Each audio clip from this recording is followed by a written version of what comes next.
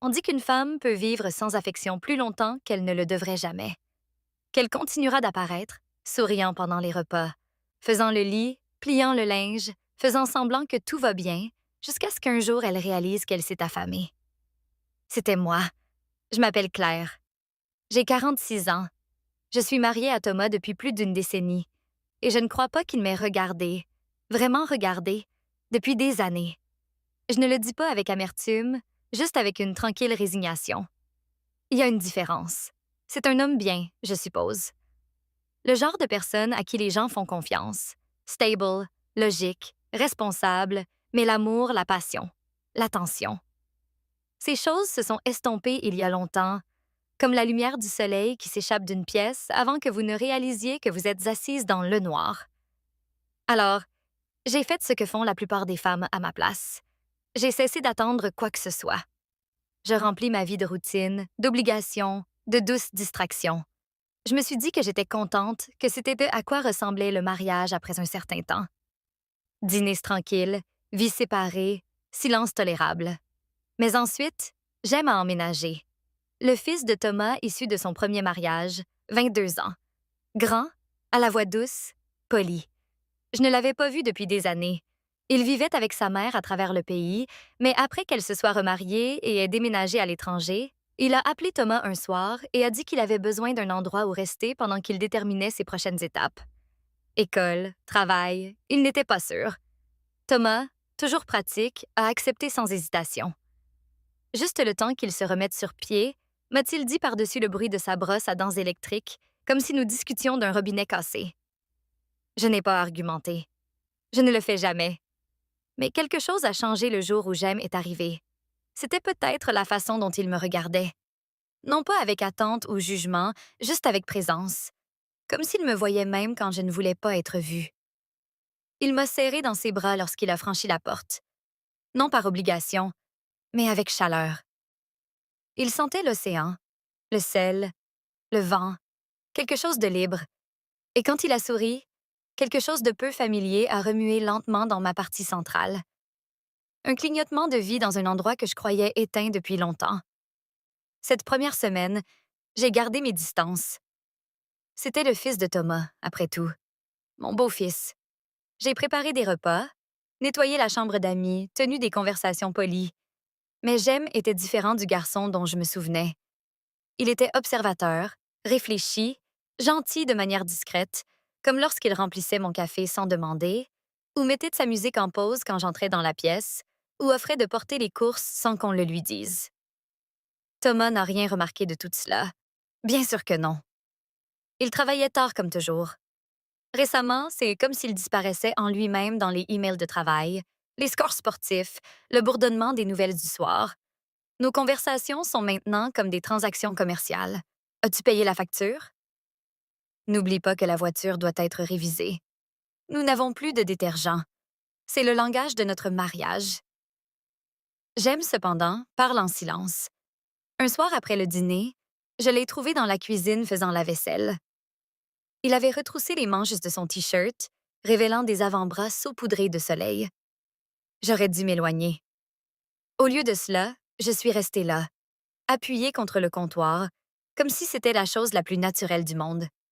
Tu n'as pas à faire ça, ai-je dit. Il a regardé par-dessus son épaule et a souri. Je sais, j'aime juste aider. Et ce n'était même pas seulement les mots, c'était la façon dont il les disait. Aucune attente, aucun sous-texte, juste la vérité. Je me souviens de la façon dont la lumière de la lampe touchait son profil. La mâchoire forte, les yeux silencieux qui me rappelaient davantage un poète que son père. Il s'est essuyé les mains avec un torchon et s'est tourné pour me faire face entièrement. Il y eut une pause, un battement de trop, puis il a demandé « Es-tu heureuse? » J'ai cligné des yeux. « Quoi? » « Ici, » a-t-il dit plus doucement. « Maintenant, dans cette maison avec mon père. » Je n'ai pas répondu tout de suite. Ma gorge était serre. Oh, nez. Personne ne m'avait posé cette question depuis des années. J'ai dégluti. « Pourquoi demandes-tu cela? » Il a hésité. Son regard s'est baissé un instant. « Je suppose que tu sembles seule. » C'était là, à découvert.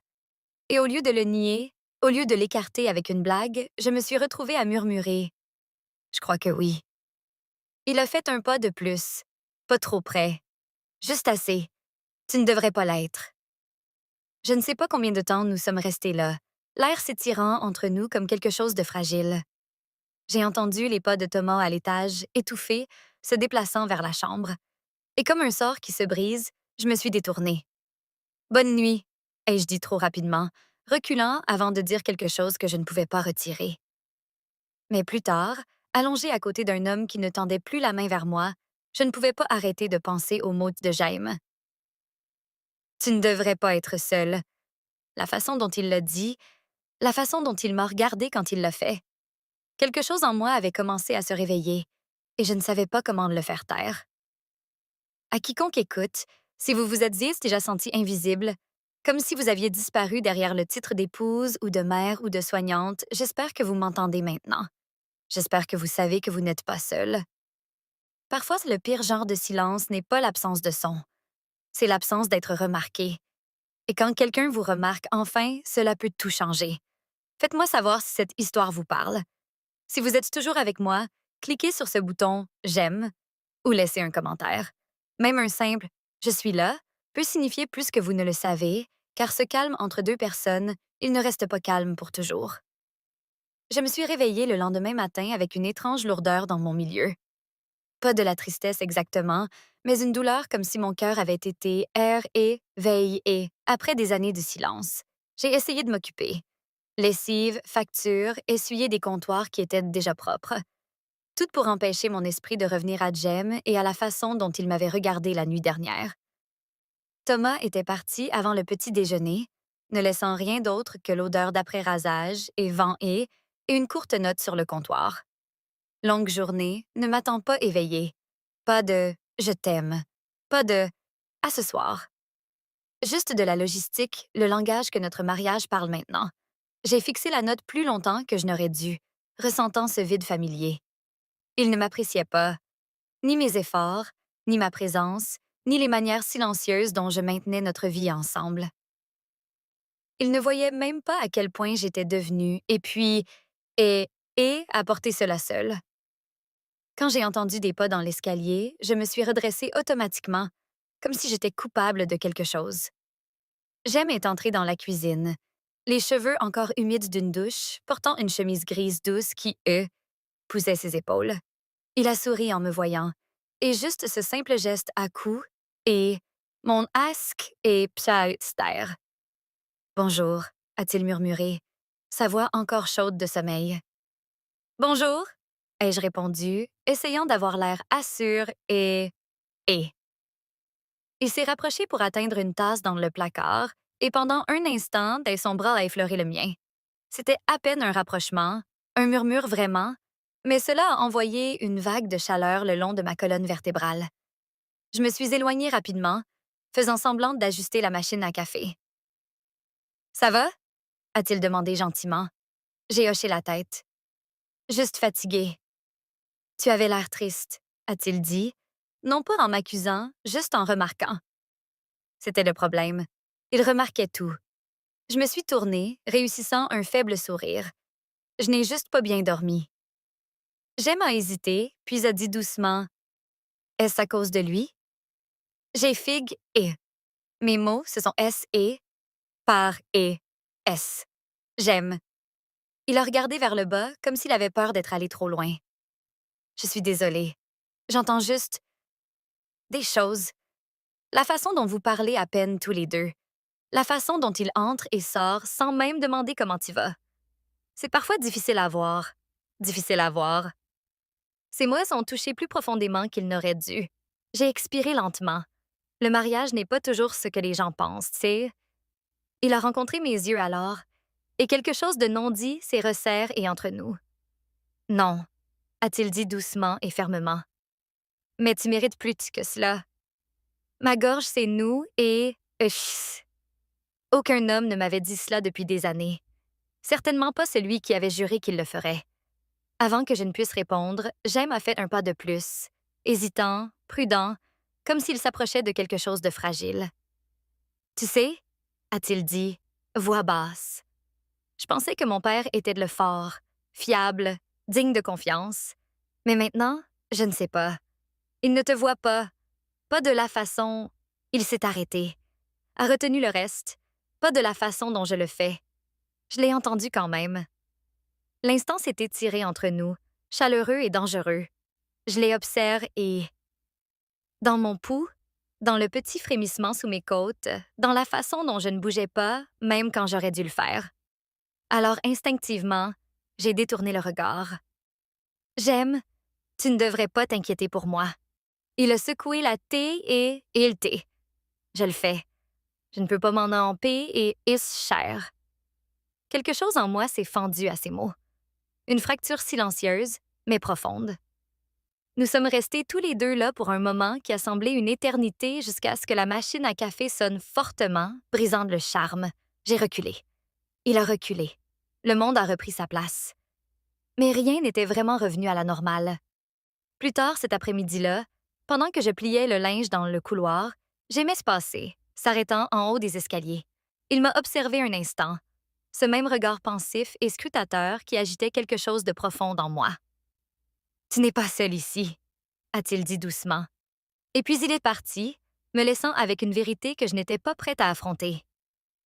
Une vérité qui deviendrait plus forte chaque jour qu'il restait sous ce toit. La maison semblait différente ce soir-là. C'était peut-être moi. Peut-être que c'était j'aime. Ou peut-être était-ce le silence, plus lourd que d'habitude, bourdonnant de quelque chose que je ne pouvais pas nommer. Thomas a envoyé un message disant qu'il travaillerait tard à nouveau, comme si c'était une nouvelle. Il n'a pas demandé comment s'était passée ma journée. N'a pas demandé si j'avais besoin de quelque chose. Juste une autre nuit seule, écrite entre les lignes. J'étais debout au comptoir de la cuisine à préparer le dîner que personne ne mangerait à l'heure. Le bourdonnement de la cuisinière, le doux crépitement du beurre dans la poêle. Ils auraient dû être réconfortants. Mais au lieu de cela, chaque son semblait amplifié, comme si la maison attendait quelque chose. Puis j'ai entendu des pas. Lents, D, E, lib, E, R, E, S. J'aimais est apparu dans l'embrasure de la porte, une main reposant sur le cadre. Il n'a pas parlé au début. Il m'a juste observé et ce n'était pas la façon dont les gens jettent un coup d'œil à quelqu'un qui cuisine. C'était plus profond, plus concentré, comme s'il mémorise ça a été quelque chose qu'il n'était pas censé faire. « Tu en fais trop », a-t-il murmuré. Finalement, j'ai levé les yeux. « C'est juste le dîner. Ce n'est pas juste le dîner. » Il a ça avancé pieds nus, les yeux chaleureux, trop calme. « Tu fais tout ici. Il ne le remarque même pas. » J'ai serré ma prise sur la spatule. « C'est bon. »« Ça ne l'est pas, » a-t-il dit, plus ferme cette fois.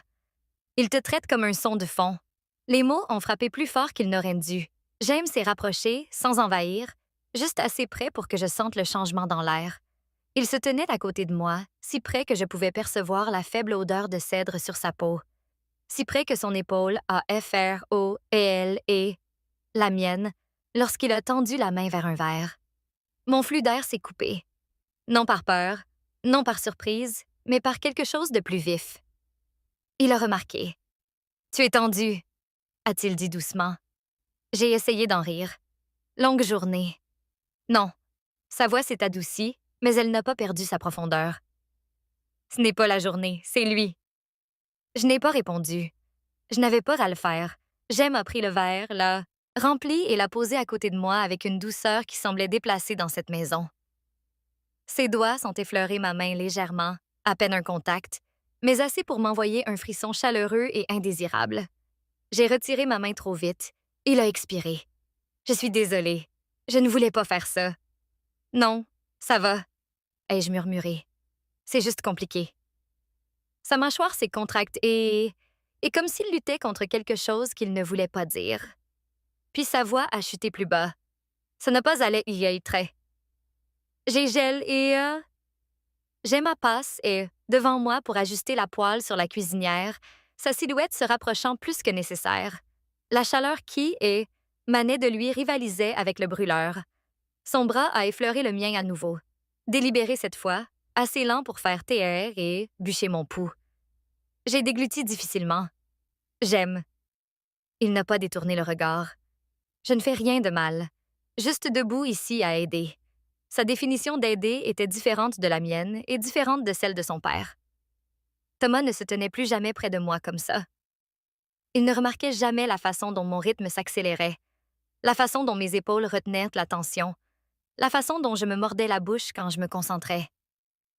Il ne me voyait pas la femme, pas le besoin. J'aime le voyait, et cette réalisation semblait dangereuse. Je me suis tournée pour remuer la poêle, ayant besoin d'un espace qui n'existait pas. Peut-être devrais-tu aller te détendre. Je m'en occupe, mais il n'a pas bougé. J'aime être près de toi, a-t-il dit simplement. La spatule a glissé de mes doigts et a clatté contre la cuisinière. Sa main a jailli instinctivement, examinant la mienne avant qu'elle ne tombe assez elle aussi. Ses doigts se sont enroulés autour de mon poignet. Chaleureux, ferme, prudent, trop prudent. Je me suis raidie, mais je ne me suis pas retirée et... Pendant un instant, un battement suspendu, nous sommes restés là, sa main sur la mienne, l'air assez épais pour et... Te porca. Mon cœur martelait contre mes côtes. Trop fort, trop rapide. Je me suis demandé s'il l'entendait. Il a dégluti difficilement, ses yeux tombant brièvement là où ses doigts touchaient ma peau. Quand il a relevé le regard, quelque chose de non dit a là. Quelque chose dont j'aurais dû m'éloigner. Au lieu de cela, j'ai murmuré « J'aime, on ne peut pas ». Il m'a relâché lentement, pas brusquement, pas coupable, mais à contre-cœur. « Je sais », a-t-il dit. Je le sais, mais cela ne change pas ce que je ressens en me tenant ici. La pièce semblait plus petite. La maison semblait vivante. Il a reculé juste assez pour être approprié, mais pas assez pour briser la tension. « Je vais prendre une douche », a-t-il dit doucement. « Si tu as besoin de quelque chose, n'importe quoi, appelle-moi juste. » J'ai hoché la tête, incapable de stabiliser mon rythme cardiaque jusqu'à ce que j'aie entendu ses pas s'estomper à l'étage. Mais même alors, la chaleur de sa main est restée et sur mon poignet, longtemps après qu'il m'ait et je savais que ça ne finissait pas. Quelque chose avait commencé, et tendre le contraire serait un mensonge. Si vous êtes toujours là à écouter, les hommes surtout, vous êtes ceux qui m'écrivent le plus. Vous savez ce que c'est de vouloir quelque chose que vous ne devriez pas vouloir, de sentir l'attirance de quelque chose d'interdit, mais d'honnête. Si cette partie vous a marqué comme je le pense, faites-le moi savoir. Vos réactions façonnent ce qui se passe ensuite.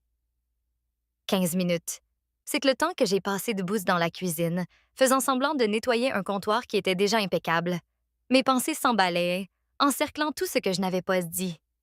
La chaleur de la main de Jaime persistait encore sur ma peau comme un écho. Le silence dans la maison était trop lourd. À l'étage, la douche s'était arrêtée. Je me suis dit que je devais passer à la suite de ma soirée.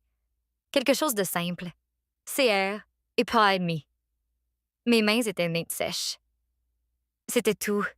Rien d'étrange à monter chercher de la lotion dans l'armoire. Rien du tout. Mais mes pieds savaient net mieux. Ma forme savait ce que je n'avais pas encore admis. J'étais à terre et je détestais à quel point c'était réel. Le couloir était sombre lorsque j'ai atteint la porte de la salle de bain.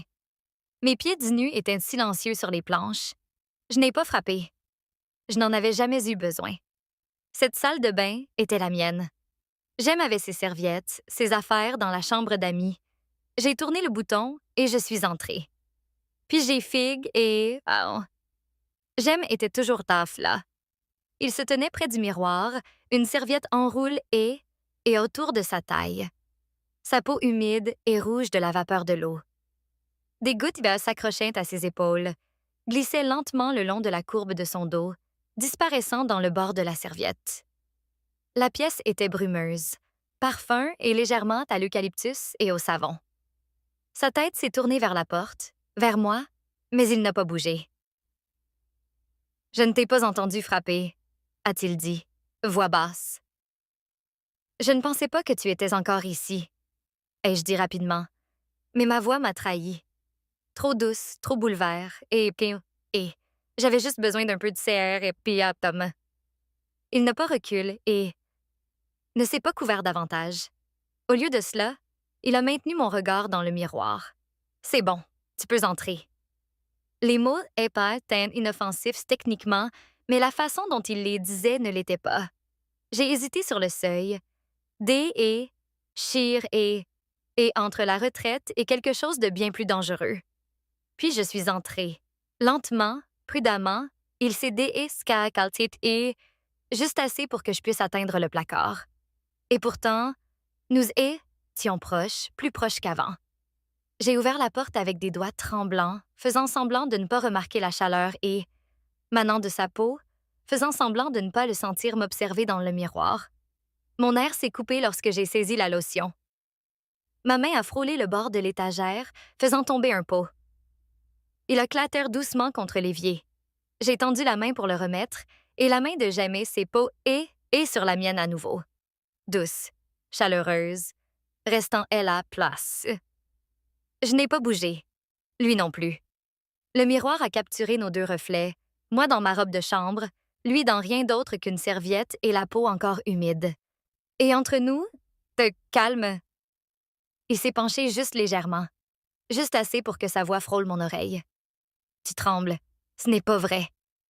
J'ai menti. Si. Je me suis tournée pour lui faire face entièrement. Nos corps maintenant à seulement quelques centimètres. L'air épais. Ma robe de chambre semblait trop fine. Ma peau trop chaude. Tu ne peux pas continuer à faire ça, ai-je murmuré. Faire quoi?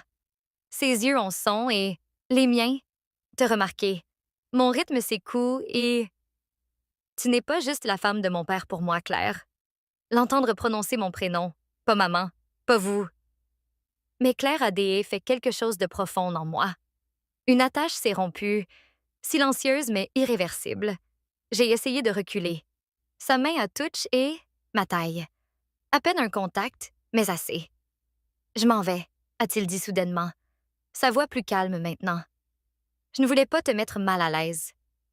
Tu ne l'as pas fait, ai-je dit trop rapidement. Les mots ont glissé avant que je ne puisse les arrêter. Il a fait une pause. Nos yeux se sont verrouillés à nouveau. Puis lentement, il a reculé, pris sa chemise sur le porte-serviette, glissé devant moi sans un mot de plus, mais en partant, ses doigts sont FROL et m'a taillé à nouveau. Délibéré, non dit, dangereux. Je me suis retrouvée seule au milieu de la salle de bain, le cœur battant, les mains tremblantes, la lotion intacte dans ma prise.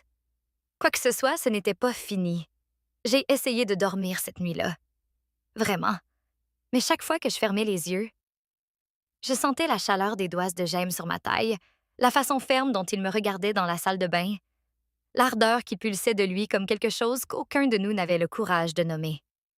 J'étais allongée à côté de Thomas, son dos tourné vers moi, sa respiration lourde, son « très orient et c'était loin, comme s'il avait oublié et tch. Je partageais le même lit. Il n'a pas demandé où j'étais, n'a pas percé, eu le tremblement de terre sous la surface de notre maison. Il ne le faisait jamais. Son indifférence était devenue mémoire musculaire. À un moment donné vers minuit, j'ai totalement abandonné et l'idée de dormir. J'ai glissé B hors du lit doucement, ne voulant pas le réveiller. Pas qu'il l'aurait remarqué. J'ai serre et... Ma robe de chambre autour de moi et je suis entre et doucement dans le couloir. La maison était sombre. Seule la douce lueur de la lumière de l'escalier remplissait les ombres. Je ne m'attendais pas à le voir, mais Jim était ça là, assis sur la marche du Ohio. Les bras reposant lâchement sur ses genoux, les cheveux légèrement et un bourrif et est-ce pour avoir pas ses mains dedans. Il a levé la tête quand il m'a entendu. T'es réveillé, a-t-il murmuré. Toi aussi? Ai-je chuchoté en retour. Il a hoché la tête, les yeux glissant vers le sol. Je ne pouvais pas dormir. J'ai hésité avant de me rapprocher. À cause de tout à l'heure, il n'a pas répondu tout de suite. Puis doucement. Parce que je ne peux pas arrêter de penser à toi. Un tremblement m'a parcouru. Peur, désir, culpabilité, tout en même, et elle, et si étroitement que je ne pouvais pas et parer l'un de l'autre. Je me suis assise à côté de lui, laissant un espace prudent entre nous. Même si cela semblait inutile, l'espace ne nous protégeait plus de rien. « J'aime. C'est dangereux, » ai-je murmuré. « Je sais, » a-t-il dit. « Mais tu me regardes comme si tu avais peur de vouloir quelque chose. » J'aimerais que tu n'aies pas à l'être. J'ai ouvert ma bouche pour protester, pour raisonner, pour dire la bonne chose, mais rien n'est sorti, car il n'avait pas tort. Pas même de loin. Le silence est devenu épais autour de nous. Son épaule a frôlé la mienne légèrement. Le plus petit mouvement, mais assez pour couper mon souffle. Je ne me suis pas retaire et cette fois. « Claire, » a-t-il dit, voix tendue maintenant, presque douloureuse. « Dis-moi juste d'arrêter. » J'ai tourné la tête lentement. « Je ne peux pas, » ai-je admis. Son air la quitte et, dans une expiration silencieuse, presque un frisson. Nous écoutions à quelques centimètres maintenant, assez près pour voir les clats d'or dans ses yeux, assez près pour sentir la chaleur de sa peau, même sans contact.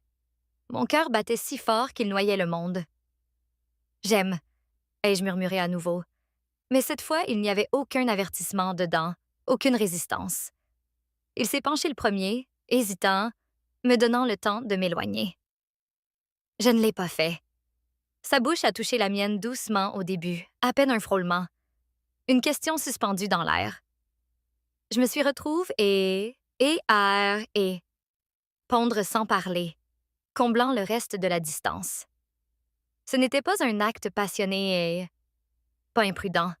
C'était lent, tremblant, presque respectueux, comme quelque chose que nous avions tous les deux eu peur de vouloir, mais que nous ne pouvions plus nier. Pendant un instant, le monde a disparu. Aucune culpabilité, aucune peur, juste chaleur, juste air, juste la vérité qu'aucun de nous n'avait osé dire à voix haute. Sa main s'est levée doucement vers ma joue.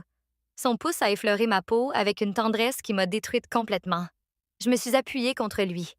Dans cet instant, dans la sensation d'être enfin vue, enfin voulue, enfin vivante. Et puis la porte d'entrée s'est ouverte. Nous avons Fig et...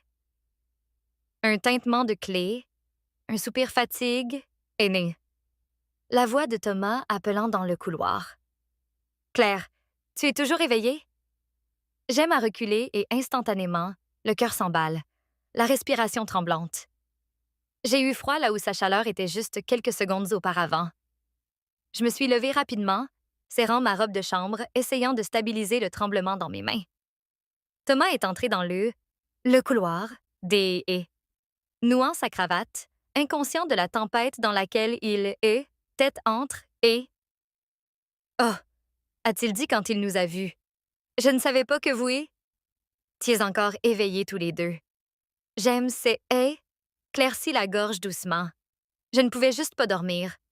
Thomas a hoché la tête distraitement, passant déjà devant nous, des seins et restes et inchangés. Mais j'aime. J'aimais me regarder avec quelque chose de brut dans les yeux, quelque chose qui promettait que cet instant n'était pas la fin. Et au fond de moi, sous la panique et la culpabilité et le choc d'avoir été presque prise, je savais qu'il disait vrai. Y a-t-il une partie spécifique de l'histoire que vous aimeriez discuter? Ou aimeriez-vous que je partage d'autres observations? Après la perte de son mari, Sarah Thompson sombra dans une profonde dépression. À 45 ans, elle avait toujours été séduisante et pleine d'énergie, mais le chagrin avait éteint son étincelle. Son apparence se détériora alors qu'elle négligeait les soins personnels, remplaçant les tenues élégantes par des vêtements gris et amples. Ma femme Emily et moi étions inquiets. Sarah n'avait personne d'autre, et voir ma belle-mère dépérir était déchirant. Quand nous nous étions rencontrés pour la première fois, j'avais toujours secrètement admiré les traits fins du visage de Sarah et son style assuré. Maintenant, cette femme semblait avoir disparu. « Nous devons aider maman à sortir de cet état », dit Emily un soir. « Peut-être qu'elle a besoin de rencontrer quelqu'un de nouveau, suggérai-je. Quelqu'un qui lui donnera à nouveau envie de paraître sous son meilleur jour. » Emily rit. « Génial, Mike. Mais quel homme décent s'intéresserait à quelqu'un d'aussi renfermé? Alors commençons par le relooking.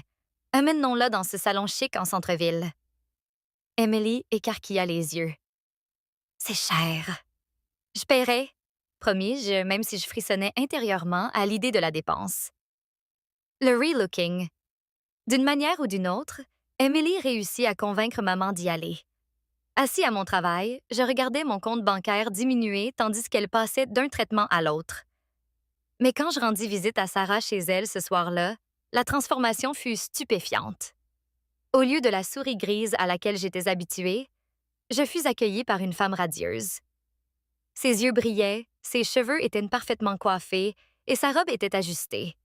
Mes compliments, que j'avais répétés mentalement, sonnèrent à Dupel et je remarquai qu'elle rougissait à mes paroles. Alors que nous partions, Sarah sourit sincèrement pour la première fois depuis des mois. Emily me serra la main avec gratitude pendant que nous rentrions en voiture. Le lendemain, Sarah m'appela directement. « Mike, je voulais vous remercier tous les deux pour hier. Je me reconnais à nouveau. Cela t'ennuierait de passer me voir aujourd'hui? Emily et moi travaillons, mais je pourrais passer un peu de temps ce soir si tu as besoin de quelque chose. » En fait, hésita-t-elle, j'espérais te voir toi seulement. Ces mots me prirent au dépourvu, mais j'acceptais de lui rendre visite. Un nouveau chapitre. Quand j'arrivais, Sarah ouvrit la porte vêtue d'une robe élégante qui me rappelait ses jours d'avant la dépression. Son maquillage était impeccable et son parfum subtil mais séduisant. « Tu es magnifique, Sarah. Tu as un rendez-vous prometteur au programme? » plaisantai-je nerveusement. « Non, Mike. Grâce à tes compliments d'hier soir, j'ai réalisé à quel point un sentiment d'attractivité me manquait.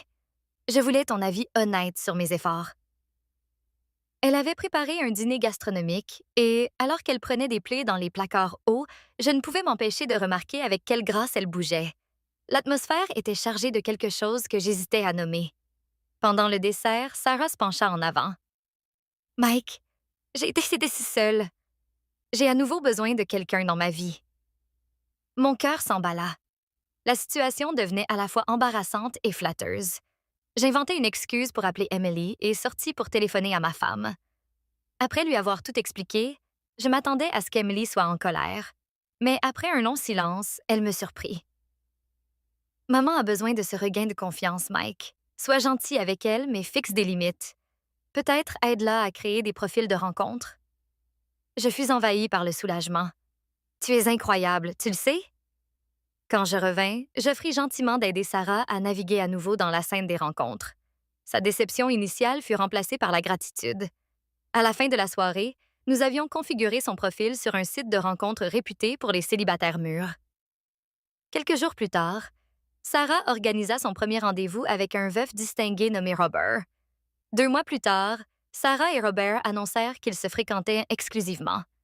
Pendant le dîner du dimanche, en regardant ma belle-mère rire et rayonner de bonheur, Emily murmura « Ton plan a fonctionné à merveille. » Je souris, reconnaissant de la compréhension de ma femme et du rétablissement de l'harmonie dans notre famille. J'ai traduit l'histoire en français en essayant de conserver le ton et les nuances de l'original. Aimeriez-vous que je vous traduise une partie de cette histoire dans une autre langue ou souhaiteriez-vous que je me concentre sur une analyse de l'intrigue?